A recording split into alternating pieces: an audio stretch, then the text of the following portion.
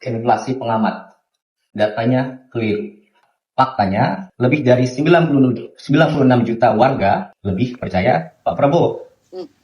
Ada 3 bukti empiris yang dihadirkan Pak Teddy. Di antaranya soal BBM tidak naik, lebaran lancar, dan harga yang stabil. Lalu dia bilang juga kalau terjadi inflasi pengamat. Dan 96 juta orang memilih Pak Prabowo katanya. Itu kan artinya legitimasi presiden jauh lebih kuat dibanding pengamat. Nah, ini yang kita bahas. Pertama, data ekonominya mungkin benar, tapi itu hanya indikator jangka pendek sebenarnya. Jadi pemerintah lewat Pak Teddy sebenarnya tidak sedikit pun menyentuh masalah struktur ekonomi, kualitas demokrasi, dan relasi kekuasaan. Sedangkan dalam forum pengamat atau akademisi sebelumnya, itu bicara soal represi, soal teror, dan soal akumulasi kekuasaan. Nah, harusnya itu yang dibantah, bukannya pindah ke indikator jangka pendek kayak Pak Teddy tadi.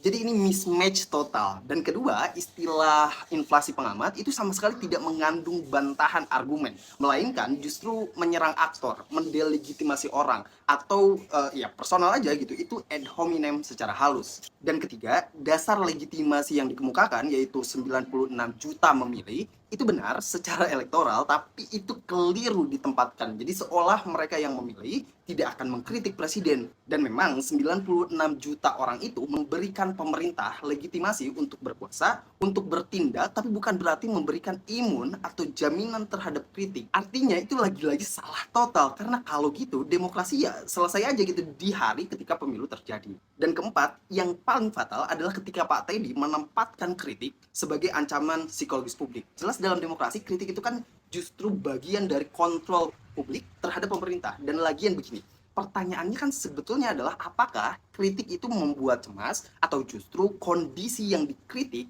yang memang mencemaskan. Atau yang ketiga, pemerintah sekarang mulai cemas. Tapi kan BBM tidak naik, lebaran juga lancar, dan harga stabil. Jadi harusnya kan nggak cemas gitu, apalagi takut dikritik. Nggak mungkin, orang semuanya terkendali. Bukan begitu, Pak?